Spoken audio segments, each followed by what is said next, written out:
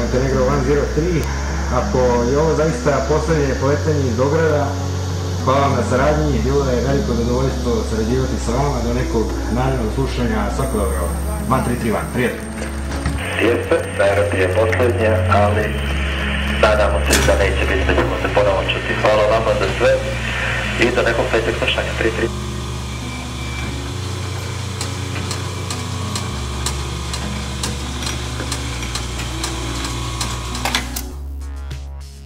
U redu je.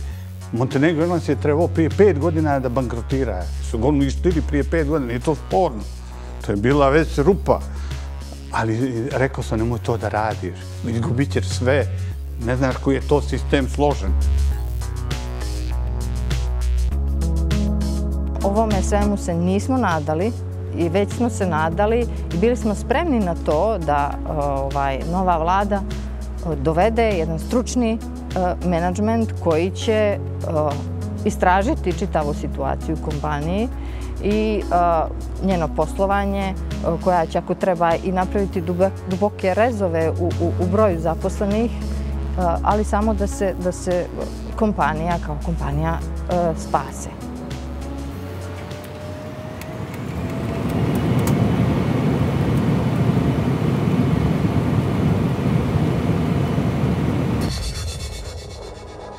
Mi nismo donijeli odluku, ja to pokušavam svo vrijeme da vam kažem. Mi ne možemo da donesemo odluku. Mi je nismo donijeli. Mi bismo rado donijeli, mi nemamo, nama su vezane ruke da možemo da donesemo ikakvu odluku. Tako da jednostavno nemamo prostora da djelujemo. Kao što vidimo, ovo je najbolji primjer, najgori primjer spržene zemlje, ono o čemu smo pričali, stanja kojeg smo zatekli. Da podvučemo liniju, imovine praktično da nema u Montenegro Airlinesu. Sve što je bilo je očerupano, bukvalno, i dato je prioritetni kreditori i ostali su uzeli već što je bilo vrijedno. Što nije ostalo vrijedno, znači ovi radnici i tako dalje, vlada će trpjeti najveću štetu. To je vlada, hoću reći država Crna Gora. Svjesni smo težine odluke, svjesni smo situacije u kojoj su nam ruke vezane i ne možemo da donosimo odluku. Gotovo isto kao da smo je donijeli, svjesni smo da će sam zaustavljanje rada Montenegro Airlinesa i vrlo izvjesno sutra stečaj koštati Crnu Goru bar 50 miliona. Ali mi, što bi rekli, moramo da progutamo veliku žabu odmah. Godinu nakon što je praktično preko noći vlada Crne Gore donijela odluku da zatvori vrata i ostavi Montenegro Airlines bez novca, bez podrške i bez šanse, prepuštajući je tako zubu vremena i čekajući da neko konačno proglasi kraj, na podgoričkom aerodromu još dominira znak orla koji je simbol prve crnogorske nacionalne aviokompanije. Kada priđete bliže, jasno je da je godinu dana bilo i previše. Sa aviona su poskidani motori, nosači su šuplji, sa svih strana vise žice različitih veličina. Gume jedva da vire iz trave, a putnički prozori su prelijepljeni izolir trakom.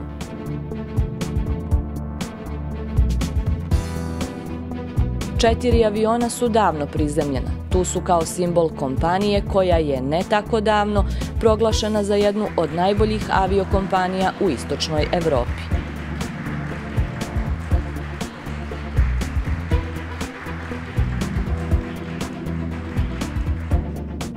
Dva aviona su letjela do posljednjeg dana, 25. decembra prošle godine. Jedan je u hangaru i radnici koje srijećemo kažu da može da poleti uz mala ulaganja. Rezervni dijelovi još se čuvaju, oprema je tu, ali kompanija Montenegro Airlines je u stečaju. Par kilometara dalje sa aerodromskih terminala polijeće avion bez oznaka. Tek po maloj crnogorskoj zastavi može se zaključiti da je registrovan u Crnoj Gori. To je avion nacionalne aviokompanije Air Montenegro, koja je osnovana državnim sredstvima tek par mjeseci nakon što je Montenegro Airlines ostavljen bez pomoći.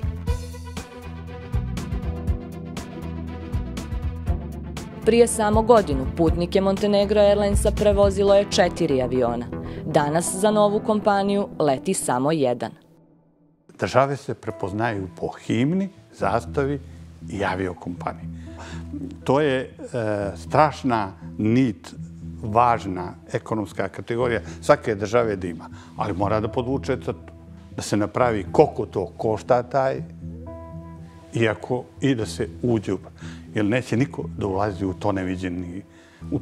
Ne zna se ništa koliko je to duboko i koliko je prljavo.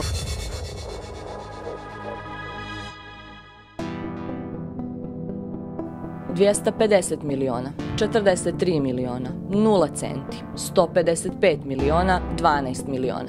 Brojna su nagađanja o tome koliko je državnog novca uloženo u Montenegro Airlines, koliko je gubitaka napravljeno i ima li ova kompanija ikakvu vrijednost 27 godina nakon osnivanja. Polemika u javnosti o isplativosti i održivosti nacionalnog avioprevoznika traje godinama. Formirana je slika da se radi o kompaniji sa puno mana, među kojima su rasipanje i neodgovorno korišćenje državnih resursa, neodgovorno rukovođenje, upitne poslovne odluke, brojne afere. Samo 20 dana nakon formiranja vlade koju vodi Zdravko Krivokapić, kompanija Montenegro Airlines praktično je ugašena. Avioni su parkirani, računi blokirani, a oko 400 radnika ubrzo je ostalo bez posla. Obrazloženje koje je ponovljeno više puta je da ne postoji zakonski osnov za novo ulaganje novca u kompaniju i da je državnim davanjima tokom prethodnih godina već prekršen zakon. Najveći problem je ostao. Ni tada, ni danas javnosti nije predstavljena ozbiljna ekonomska analiza kojom bi se pokazala opravdanost ovakvog i ovoliko hitnog postupka. Istovremeno, bez preciznih podataka o mogućim troškovima, najavljeno je osnivanje potpuno nove državne kompanije. Pa u principu je to bila jako brza odluka jer je bilo neminovno, znači da će Crna Gora ostankom, znači u nemogućnosti funkcionisanja Montenegro Airlines izgubiti značajan dio osoblja koje je i operativno i tehnički školovano u Crnoj Gori, koje smo mi imali, koje je država Crna Gora znači imala u svom, ajde neću kažemo posjedu, ali u svakom slučaju država Crna Gora računala na te kadrove. To je značajan dio kadrova u koje su uložena značajna finansijska sredstva i još jedan segment je koji se odnosi na vazduhoplove koji su po tim postojećim ugovorima, prije svega po ugovorima, onda i uz neke garancije države Crne Gore, znači morali da budu vraćeni i da bukvalno Crna Gora ostane bez aviona. Analiza Montenegro Airlines ima funkcionisanje na tržištu vazduhoplovno 26 godina. Otprilike isti ljudi koji su bili uključeni u Montenegro Airlines su bili uključeni u novu kompaniju ili u stvaranje nove kompanije Air Montenegro. Crna Gora trenutno ima 2 nacionalne aviokompanije. Montenegro Airlines u stečaju od aprila 2021. i Air Montenegro, čiji avion je prvi put poletio u junu ove godine. Dok je predsjednik Crne Gore, Milo Đukanović, odluku o gašenju Montenegro Airlinesa ocijenio kao politikansku, predstavnici nove vlasti tvrdili su da su potrošili sve zakonske mogućnosti, da su razgovarali sa svima, rukovodstvom Montenegro Airlinesa kao i stručnjacima u oblasti avijacije i da nemaju drugo rješenje. Zoran Radunović, državni sekretar Ministarstva kapitalnih investicija, radio je u Montenegro Airlinesu 15 godina. Upravo krajem decembra prošle godine predlagao je vladi da se sačeka sa prizemljenjem Montenegro Airlinesa da bi bili sačuvani najvrijedniji resursi. Radunović objašnjava da to ne bi bilo moguće bez kršenja pravila Evropske unije. Činjenica je da bi se u takvoj situaciji značajno bolje iskoristili svi resursi Montenegro Airlinesa, počev od licenciranog osoblja, pa nadalje sa ugovorima i sa svim ostalim detaljima koji prate proces osnivanja kompanije. Ali, nažalost, nije bilo mogućnosti da se Montenegro Airlinesu dodijele bilo kakva novčana sredstva bez kršenja evropskih zakona, odnosno zakona Evropske unije. Tu smo bili jasno znači ograničeni da ne možemo Montenegro Airlinesu ni jedan jedini euro da uplatimo da bi on mogao da funkcioniše. A svakako da bi bilo mnogo bolje i svakako da bi imali značajno bolju kompaniju nego što je trenutno. Zoran Đurišić, osnivač Montenegro Airlinesa i čovjek koji je 19 godina vodio nacionalnu aviokompaniju, prvi put govori o detaljima sastanka koji je imao sa predstavnicima nove vlasti. Tokom oktobra ponudio je pomoć. Ja sam pošao kod njega i objasnio mu je šta znači aviokompanije, u kakvoj je situaciji i predložio mu da napravimo jedan sistem da ja budem koordinator vazdušnog saobraćaja za aviokompaniju, aerodrome i direktorat. To je jedna celina vazdušna koja je strašno zapuštena. I da tu mora princip prvi da po 3 člana borda i izvršni direktor mora da dođe par excellence profesionalac koji nikakva ne smije partijska da bude preporuk. I ja mu kažem, Zdravko, ćemo li da počnemo sutra ovo da radimo, ali Zorane, kako sutra, ne znamo ću li ja biti premijer. No ćemo to na prvoj sjednici vlade da ti imenujemo. A kad se dešava taj razgovor vaš? Oktobar, a on je postavljen u decembar. I on se bukvalno su neke, poslao sam mu 2 poruke, ja nikome ne šaljem 3. nikad, bio koje u pitanje, ja izdadim ostavljavu olovku ko mi se ne javi, prekrižim ga, on se nije javljao, znači njega je neko drugi u to preokrenuo. Kad se ovo bilo gašenje, ja sam pošao kod ovog Spajića, ovog ministra. Vodili smo razgovor sat vremena. Nakon one konferencije ili? Nakon one konferencije i rekao sam nemojte slučajno da prizemite Montenegro Airlines. To je katastrofa. Gubi se plovidbenost, gubi se Ajata, gubi se Ajosa, gubi se licence, gubi se sve. Znate li kakvi ćete napraviti katastrofu? I molio sam ga, nemoj to da radiš, nemoj da se gasi. Kad mi je rekao, vidi, gospodine Đurišić, ja evo 2 noći učim o avijaciji, znao sam da će to đavo da ponese. Čim je rekao da on 2 noći, a ja doktor nauka učim 10 godina, pa ne mogu reći da sam naučio, a on za 2 noći će da nauči i onda sam vidio da on je tu riješio da zatvori taj projekat. Sa predstavnicima vlade razgovarali su članovi rukovodstva kompanije. Nikola Vukićević, koji je od 2017. bio predsjednik borda direktora, nije želio da u mehanizmu, kako kaže, drži javno opelo jednom od najboljih crnogorskih projekata u 21. vijeku. Mehanizam je došao do pisma ostavke koju je Vukićević uputio nadležnom ministru Mladenu Bojaniću odmah nakon konferencije za novinare, poslije koje je Montenegro Airlines prizemljen. Smatrali smo da će formiranje vlade u punom političkom kapacitetu značiti i zajedničko rješavanje problema koji postoje. Nažalost, nakon više sastanaka održanih sa vama i vašim kolegama i saradnicima, stekao sam utisak da ste na dužnost ministra stupili sa već opredjeljenim stavom da se Montenegro Airlines gasi. Taj utisak se pokazao tačnim. Po mom skromnom sudu, odluka koja je donesena je isključivo politička i svi drugi argumenti u prilog postojanja Montenegro Airlinesa, brojni i puno puta elaborirani, su ovom prilikom bez uticaja. Kad počnete sagledavati posljedice odluke po državne interese, bojim se da će biti kasno. I kada shvatite da nije lako osnovati nacionalnu aviokompaniju, da su šanse neuporedivo veće da projekat propadne nego uspije, također će biti kasno. A možda tada vi nećete ni biti na tom mjestu. Za gašenje Montenegro Airlinesa saznali smo iz medija. Na preskonferenciji je saopšteno da vlada ne može donijeti više ni jednu zakonitu odluku da se pomogne Montenegro Airlinesu i to saopštenje smo dočekali zaista sa jednom nevjericom i zaprepašćenjem. Dubravka Đurić je od 2000. godine zaposlena u Montenegro Airlinesu. Trenutno je jedna od 10-ak radnika koji u stečajnom postupku pokušavaju da na bilo koji način pokrenu rad firme.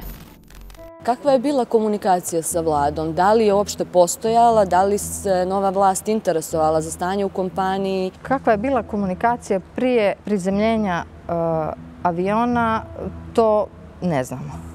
Ono što znamo nakon prizemljenja 26. decembra,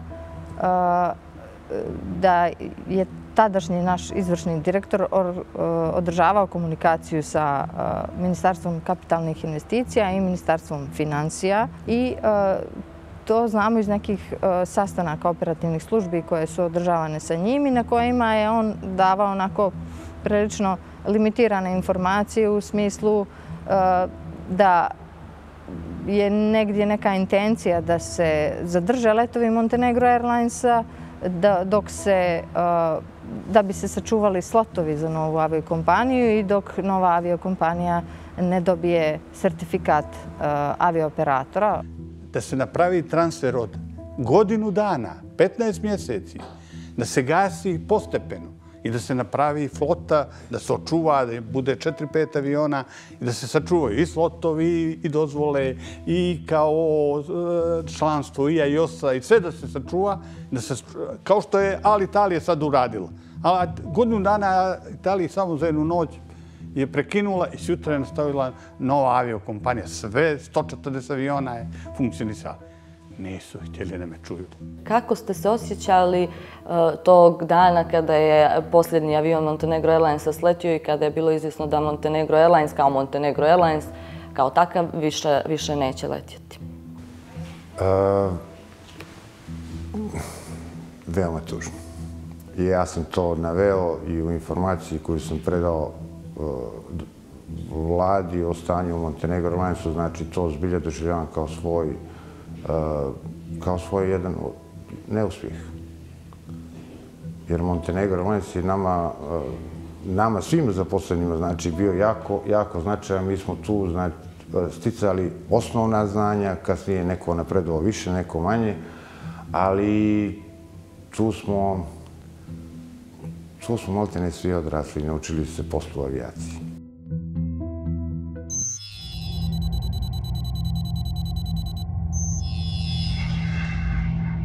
Montenegro Airlines osnovan je 1994. godine. Crna Gora tada je još bila u sastavu Savezne Republike Jugoslavije. Avioprevoz obavljao je JAT, a između Beograda i Podgorice letjelo se samo 2 puta dnevno. Na teritoriji bivše Jugoslavije još su trajali ratovi, hiperinflacija je uništila privredu, a sankcije su onemogućavale i letjenje i bilo kakav financijski promet. Tada su bile sankcije, to je bila nemoguća misija. Sankcije koje su u istoriji čovječanstva nije mogla ptica da uleti u vazdušnom prostoru. Znači, niko me nije razumio, niko nije vjerovao u taj projekat. Ona kaže, pa nije oni kući. Zoran Đurišić prvi je direktor i osnivač Montenegro Airlinesa. Danas navodi da je to najbolji projekat koji je ikad pokrenut u Crnoj Gori i da je na osnivanju kompanije radio najbolji tada raspoloživ tim, koji je u novu kompaniju prešao iz JAT-a i nekadašnjeg Aviogenexa. Ja sam se ufatio u koštac sa tim, pošao sam sutra, nažalost taj čovjek nije živ, Miško Lalić, potpredsjednik vlade, bio direktor agencije za prestrukturiranje, ja sam mu izložio tu temu i on mi onako dosta ležano rekao kao to već postoji, ta ideja desetinama godinama, uzmi i to je baj. I ja sam sam sebe imenovao za direktora kompanije u osnivanju. Tako je počelo i pozajmio druga da registrujem. Vlada je bila potpuno indiferentna tu i jednog centa nije uložila. Ni 93. ni 94. ni 95. ni 96.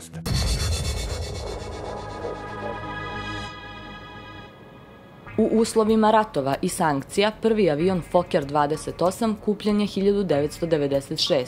Montenegro Airlines prvi let je obavio 7. maja 1997. godine kada je Lovćen sletio u Bari. Mediji su izvještavali da je let na prvoj međunarodnoj destinaciji trajao 50 minuta, kao i da su crnogorske predstavnike u Bariju dočekali brojni predstavnici medija, političkog i ekonomskog života italijanske regije. Među crnogorskim predstavnicima nisu bili ni tadašnji premijer Milo Đukanović, niti predsjednik DPS-a Momir Bulatović. Samo 2 mjeseca ranije počeo je i formalni rascjep u najvećoj crnogorskoj partiji. Drugi avion, Fokker 28, kupljen je 1998. godine.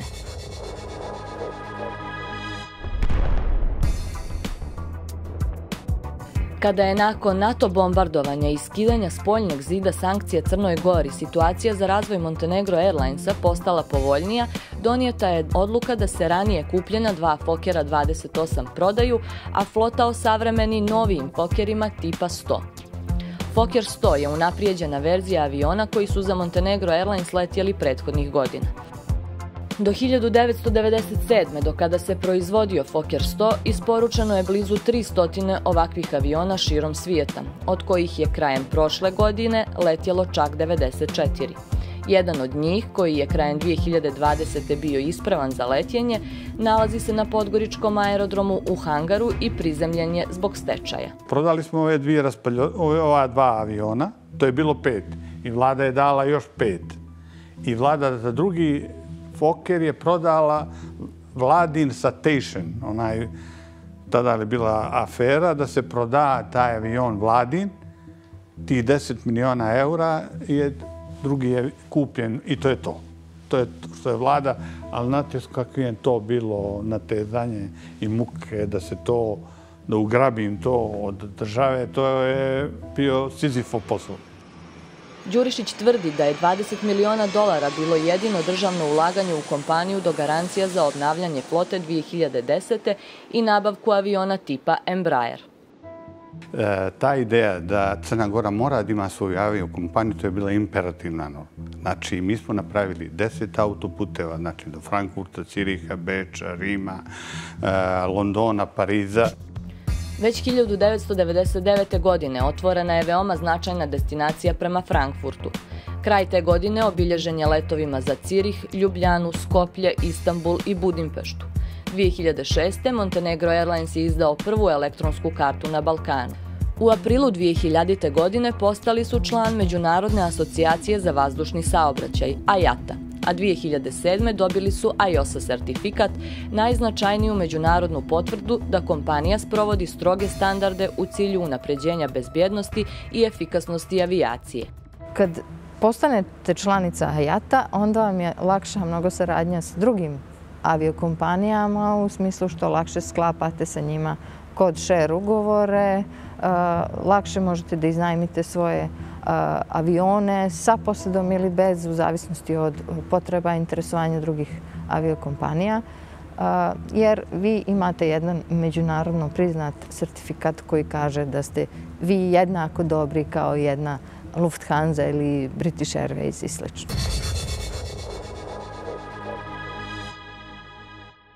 2012. za Montenegro Airlines letjela su 4 Fokkera i 3 Embraera.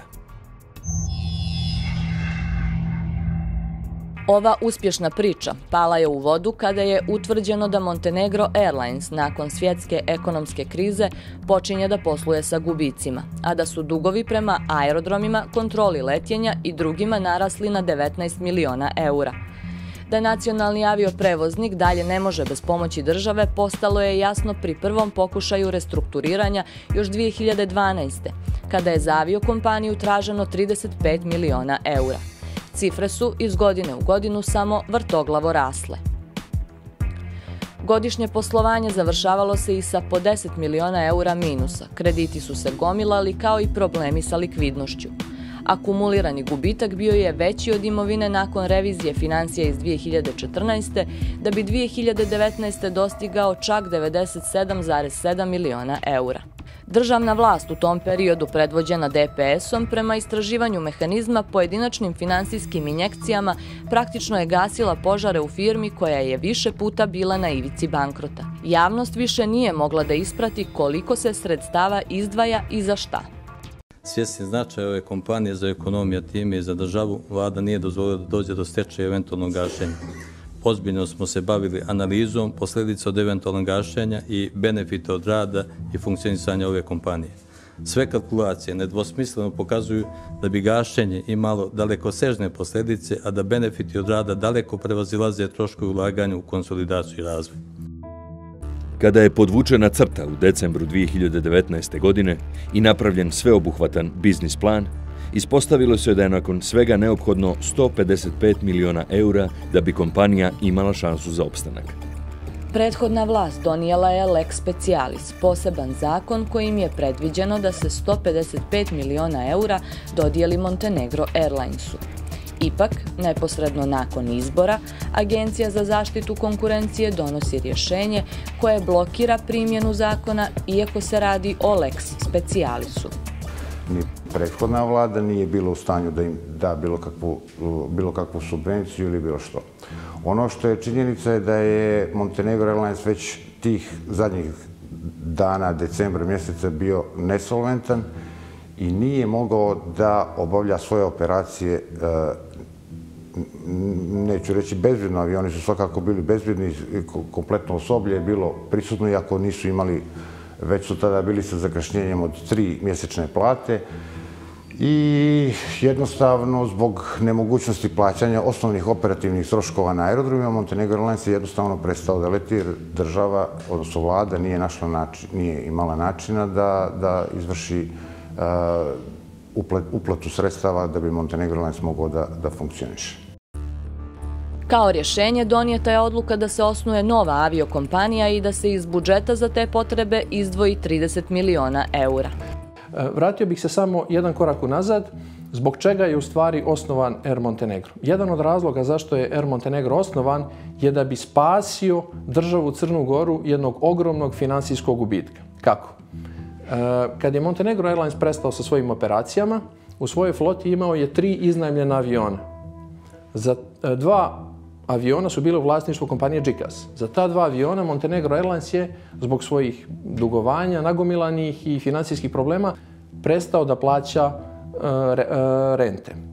To znači da u toj situaciji GICAS, vlasnik aviona, je započeo već proceduru oduzimanja aviona.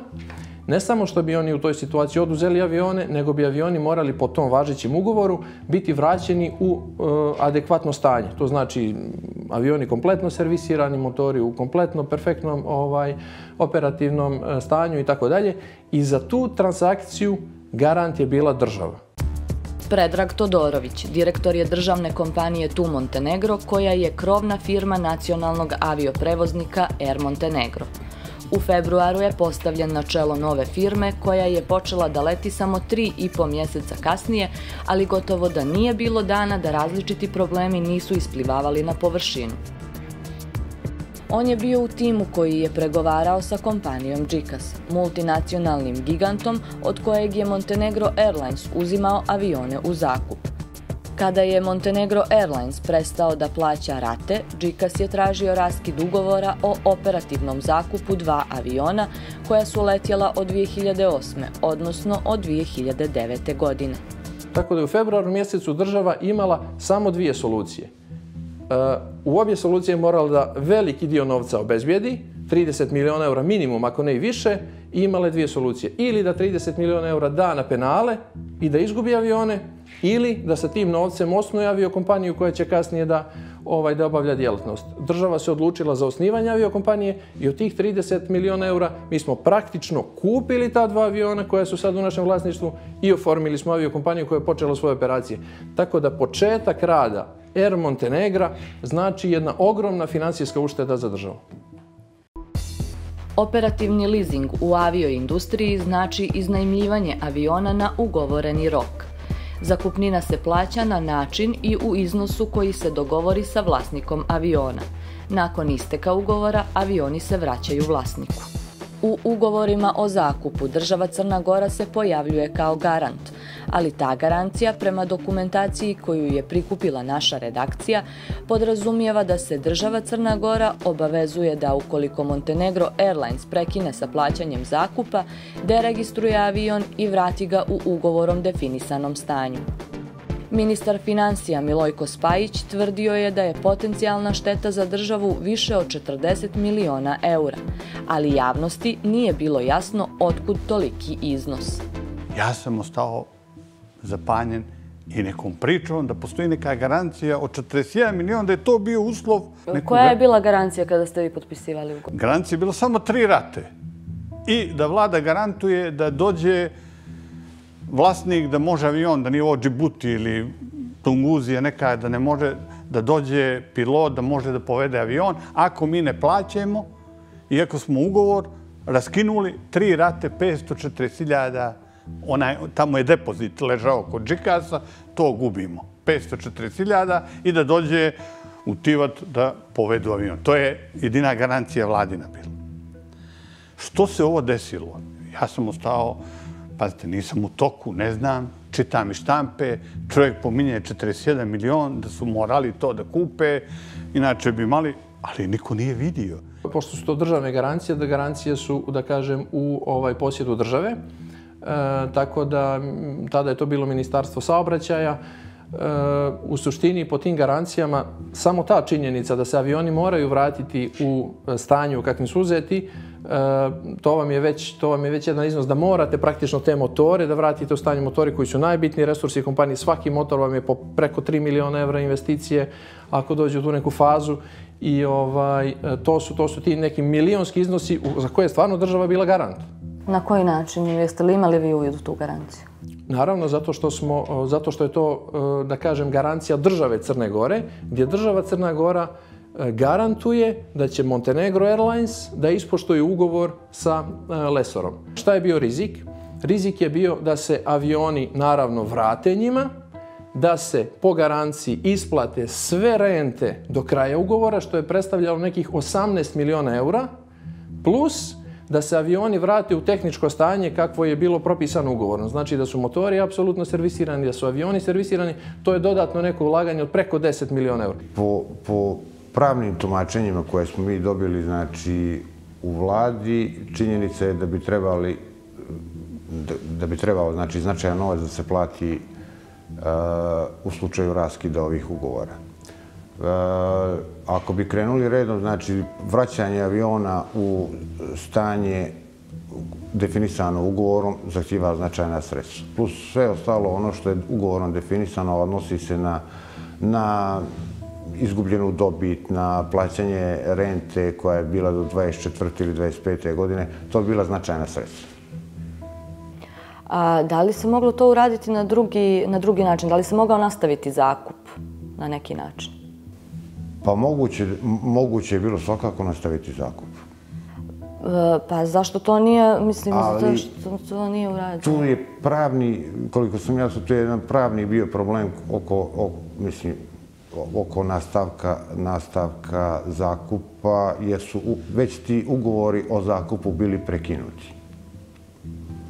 I po mišljenju, po pravnom tumačenju koji smo dobili od Air Montenegra, to nije bilo moguće. 2 aviona Embraer, Alfa i Bravo, Montenegro Airlines je iznajmio 2008. i 2009. godine na period od 8 godina. 2016. zakup je nastavljen.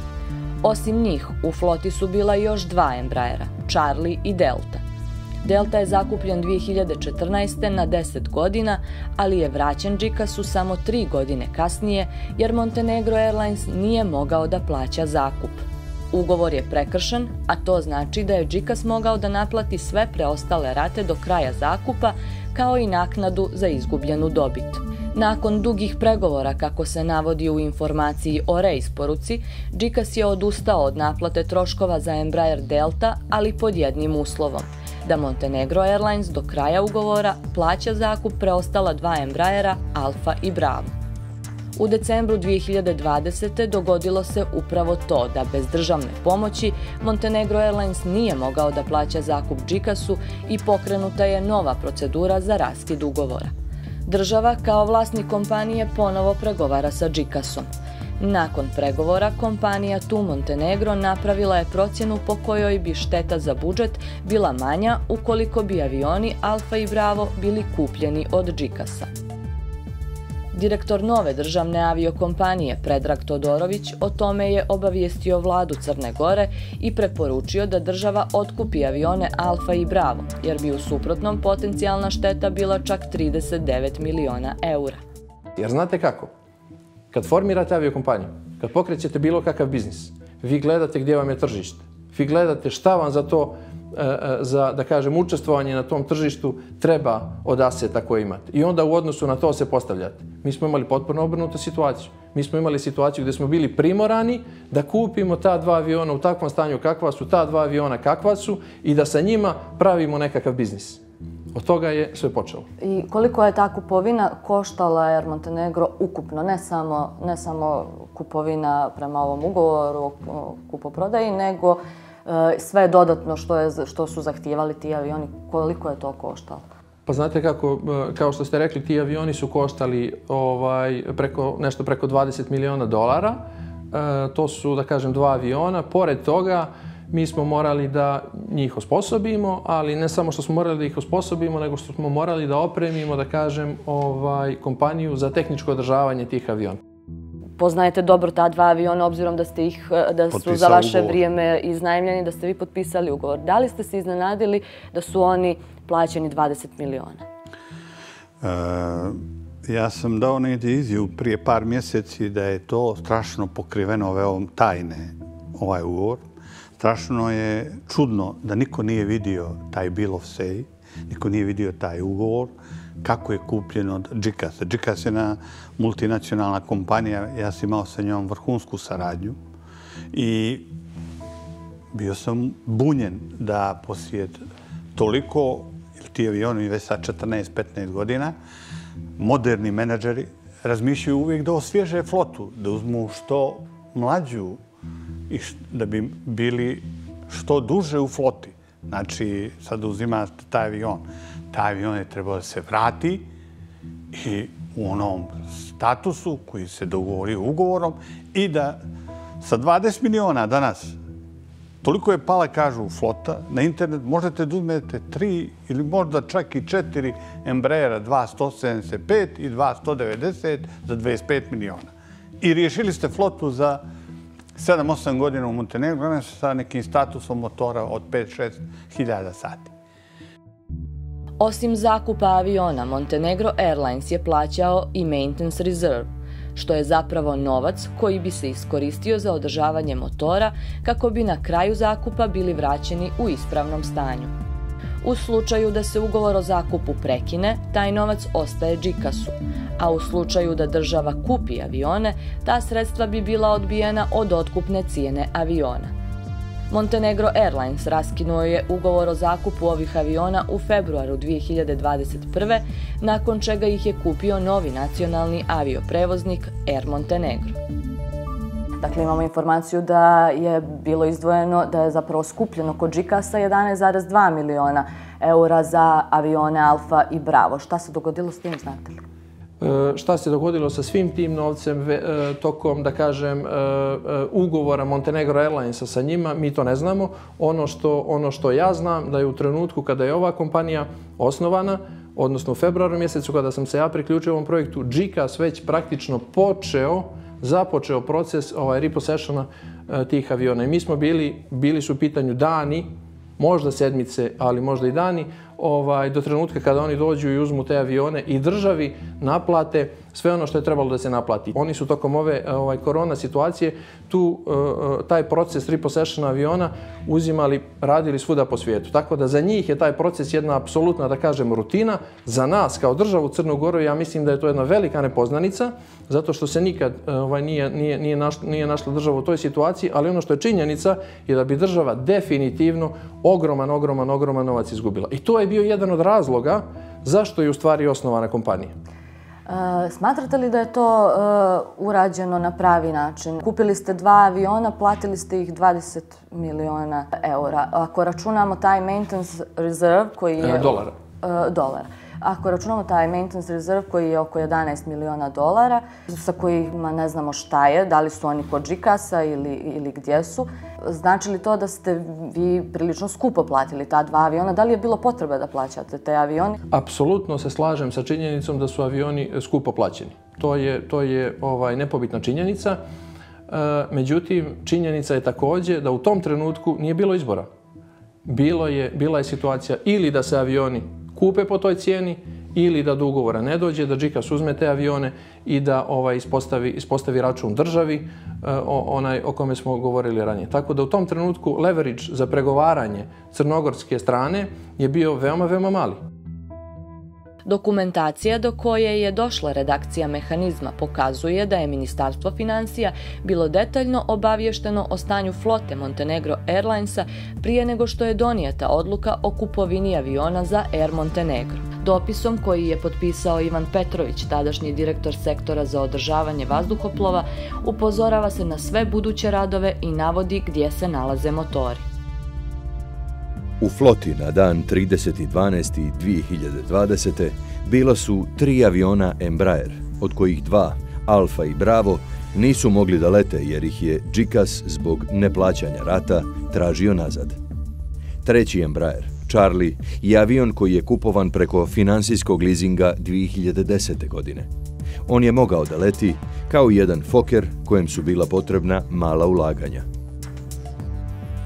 Petrović detaljno opisuje i stanje sa motorima, to jest da su 3 motora iznajmljena jer su 3 originalna motora iz Embraera u radionicama u Brazilu i Sjedinjenim Američkim Državama. Kako se navodi, avion Bravo ima oba iznajmljena motora i jedan hitno mora da se vrati GICAS-u, dok za drugi postoje neplaćene rate. U dopisu koji je proslijeđen i vladi, jasno se navodi da avion Bravo što prije mora na takozvani 6-godišnji servis, koji ako počne u martu, mora da bude gotov do početka ljetnje sezone. Da se vratimo na kupovinu aviona. Bilo je u medijima da je avion AOB kupljen bez motora. Možete li da nam objasnite šta se tu dogodilo? Može. Mi smo kupili ono što smo zatekli. Znači, to je činjenica. U medijima se potpuno pogrešno predstavljala ta slika. U medijima se slika predstavila kao da smo mi imali otvorene ruke da idemo i da biramo ono što nam najviše odgovara, kao da smo došli da biramo koje ćemo avione i onda smo odabrali, uzet ćemo ovaj bez motora. Ali da li ste kada kupujete nešto, morate imati uvid u dokumentaciju, ugovore i tako dalje. Mislim, logično bi bilo da znate gdje su motori. Apsolutno, mi smo znali gdje su motori. Evo da vam kažem gdje su motori. U trenutku kad je tu Montenegro osnovan kao privredno društvo, je li tako? Uvidom, da kažem, u tehničku situaciju koji je ostao od Montenegro Airlines. Montenegro Airlines je u tom trenutku imao, ako se ne varam, 4 aviona, 1 u vlasništvu i 3 iznajmljena. Imali su 13 motora koji su se u tom trenutku nalazili na 3 kontinenta u svim mogućim stanjima. Iznajmljeni, u vlasništvu, ispravni, neispravni i tako dalje. To je bila ta situacija. I iz toga kreće formiranje Air Montenegro. Tako da praktično, formiranje Air Montenegra kreće kako bi država na kakav god može način da uspjela da smanji svoje finansijske probleme koje su nastali njenom kompanijom. Montenegro Airlines godišnje je prevozio oko 600.000 putnika, što je približno ukupnom broju stanovnika naše države. Za 25 godina kompanija je prevezla oko 9,5 miliona putnika. Sada je u stečaju. Nova državna kompanija Air Montenegro prevezla je za pola godine 100.000 putnika. Iskren da budem, ja nisam mogao da očekujem ovakav nivo nelogičnosti koje će se dešavati tokom ovog procesa. Stvarno nisam mogao da na kraj pameti mi nije bilo da će Crna Gora imati resurse raspoređeni po aerodromima i tako dalje, koje neće sve staviti u jednu funkciju da se osposobi jedan projekat od državnog interesa. Apsolutno to nisam imao na umu.